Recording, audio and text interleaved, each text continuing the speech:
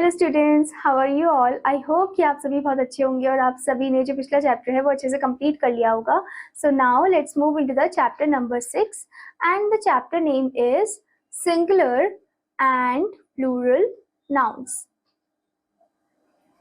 तो इस चैप्टर में हम सिंगुलर और प्लूरल नाउन के बारे में पढ़ेंगे। Okay, so let's start the chapter. We see many things around us. Some of them are one in number, whereas some of them are more than one in number. हम अपने आसपास बहुत सारी चीजें देखते हैं। कुछ होते हैं जो कि सिर्फ एक ही होते हैं नंबर में, और कुछ होते हैं जो कि बहुत सारे होते हैं, लाइक मोर देन वन होते हैं नंबर में। Nouns that are one in number are called singular.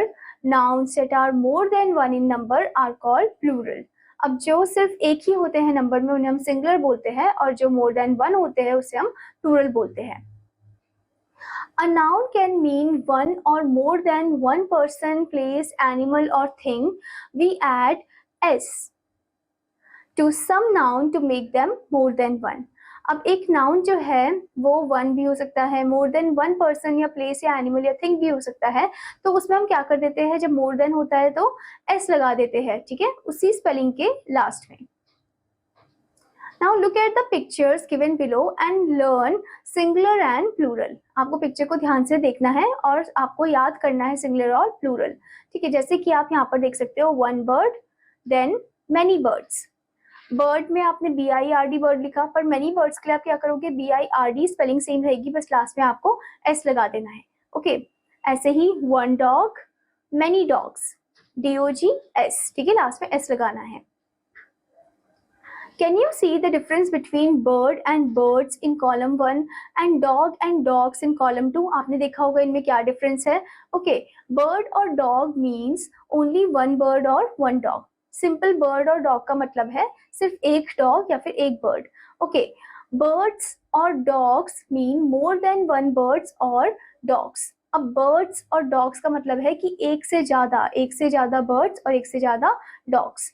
Okay, now learn how to form plurals of the noun by adding s to the singulars. अब आपको सीखना है कि कैसे हम प्लूरल फॉर्म करते हैं by simply adding s to the singular. Okay, जैसे कि आप देख सकते हो यहाँ पर आपको टेबल दिया गया है, सिंगुलर प्लूरल दिए गए हैं। फर्स्ट वन एंट, एंट का प्लूरल है ants, ball balls, bat bats, cat cats, fan fans, goat goats, hat hats, king kings, leg legs, pen pens, queen queens, rose roses, road roads, star stars, shoe shoes, tree trees, table tables, tent tents.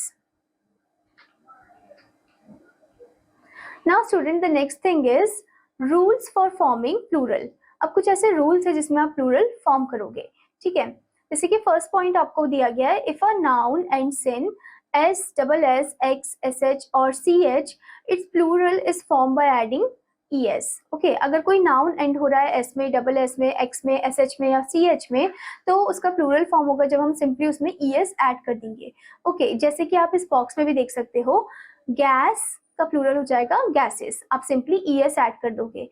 ऐसे ही dish, dishes, क्योंकि उसमें SH है तो ES लगेगा। ऐसे ही brush, brushes, ठीक है, ES। अब इसमें भी कुछ एक्सेप्शन केस है student. When CH has the sound of K, the plural is formed by adding S instead of ES. जब CH जो है वो ऐसा साउंड कर रहा है जैसा K का साउंड आ रहा है, तो तब हम क्या करेंगे, उसका प्लूरल फॉर्म करने के लिए हम ES नहीं लगाएंगे, उस समय हम सिर्फ सिंपली S लगाएंगे। ओके, जैसे कि फॉर एग्जाम्पल स्टमक, स्टमक में ऐसे स्टमच तो नहीं बोल रहे हम, है ना, स्टमक बोल रहे हैं, तो उसमें के का साउंड आ रहा है, तो इसलिए हम इसमें सिंपली एस लगा देंगे इसका प्लूरल बताने के लिए, जैसे स्टमक, स्टमक्स। ओके, ES नहीं लगाना है आपको। ओके,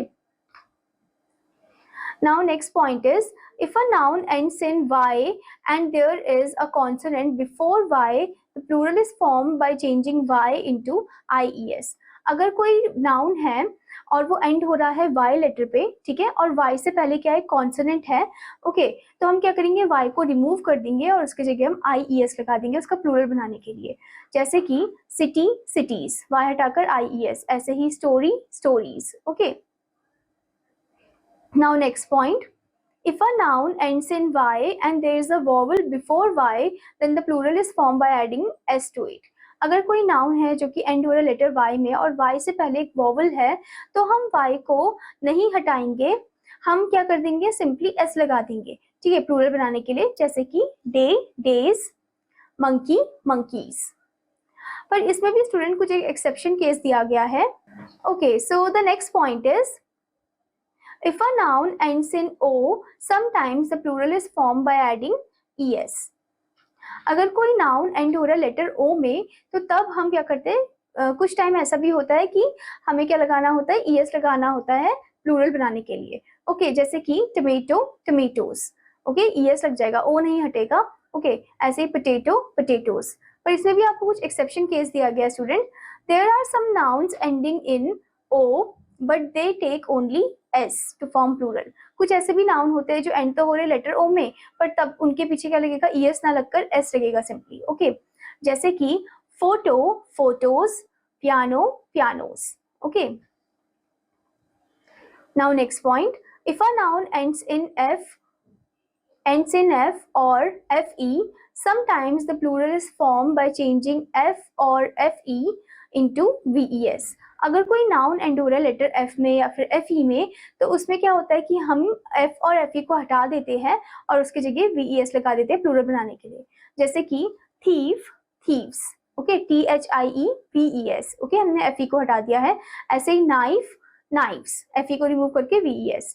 बट इसमें भी आपको कुछ एक्सेप्शन केस दिया गया है student. There are some nouns ending in f और fe but they take only s to form plural.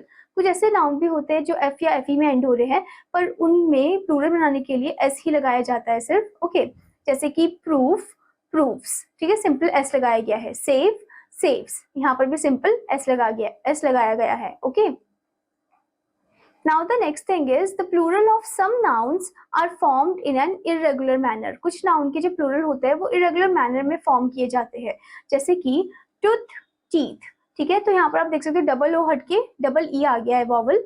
Next one man main, एक है तो मैन, बहुत सारे है तो मेन। ओके, ए हटाकर ई। ऐसे ही वुमेन विमेन, ओके, ए हटाकर ई। Now next point, some nouns do not change in the plural. The following nouns have the same form of singular and plural। कुछ ऐसे नाउन भी होते हैं जिनका प्लूरल चेंज नहीं होता है, वो सेम ही रहता है, उनका सिंगुलर प्लूरल दोनों सेम रहते हैं। जैसे कि for example deer deer, sheep sheep, same ही रहेगा इनका plural. Okay, I hope student that you understood this chapter. और आपका होमवर्क है कि आपको इस चैप्टर को अच्छे से एक बार रीड आउट करना है और एक्सरसाइजेस भी अच्छे से कंप्लीट करना है। Now I will meet you in another class. Students take care, bye bye.